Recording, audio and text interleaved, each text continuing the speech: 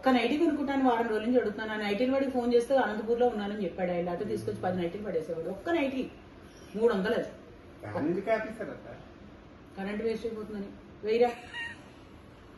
ఈ మాట ఈవినింగ్ తీసుకెళ్తారా? ఏమండి ఒక్క నైటీ చాలు కొనిపెట్టండి ఈవినింగ్.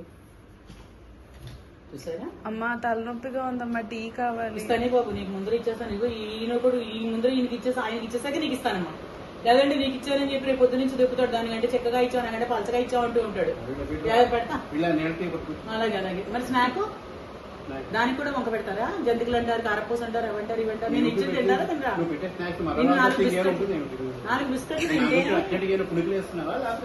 చక్కటి టీలో డైట్ చేసినట్టు 4 బిస్కెట్లు ఉంటాయి. ఓట్స్ బిస్కెట్లు తినాలి. ఇంత జంతికలు తినకూడదు ఈ వయసుకి. ఆ పప్పులు అలాగే వస్తాయి. ఇంత టీ ఇస్తే అందులో 2 బిస్కెట్లు తింటే అది చక్కగా చూడడానికి బాగుంటుంది, లిమిట్ గానే ఉంటుంది, డైట్ గానే ఉంటుంది. బాబోయ్ నాకు ఏ టీ వద్దమ్మా, నాకు తలనొప్పి తగ్గిపోయింది, పారిపోయింది, వద్దు. అయ్యో చాలు, థ్యాంక్ యూ. కూర్చొని